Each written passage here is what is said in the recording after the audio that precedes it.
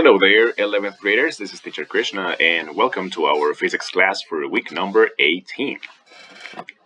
We're going to jump right straight to our ending mind, and today we're going to be completing the lab for 6.05. And the ending mind is the following.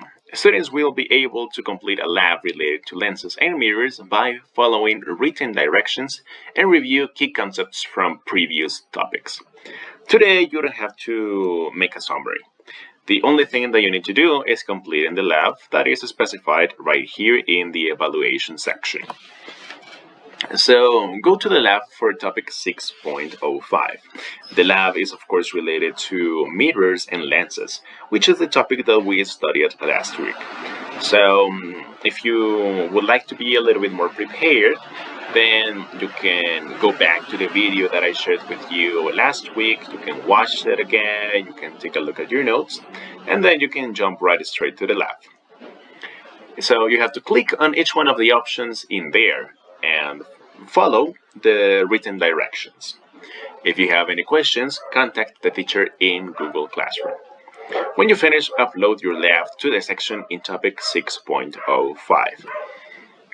So these are all of the pages that you are going to find in the lab report. You need to click on each one of them, and they are going to give you certain directions so you can complete the lab report adequately.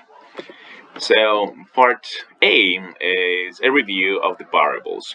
They're going to refresh your mind a little bit on the formulas that we have to use and whenever we are analyzing the interaction of light rays when they have contact with mirrors or lenses.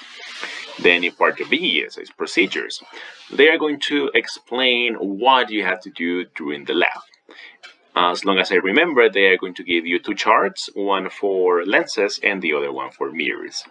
They are going to tell you that you need to keep track of some important information.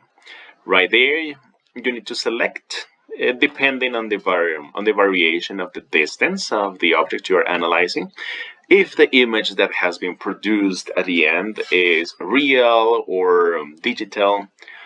You have to select the size of the image, and there is another aspect that I don't clearly remember. But you will find it there. Then you have part C, collect data. So when collecting data, there you will find a virtual simulation.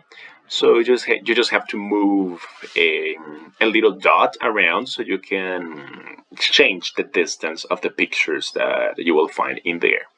So based on the picture that you have and the information that Agilex will provide you with, then you need to, of course, identify the information on the charts that you received in the previous part B.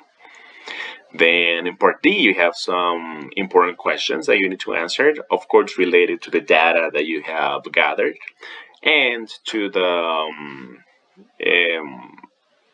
the information that you have had in the previous virtual simulation. Lastly, you have part E, in which you have to write conclusions.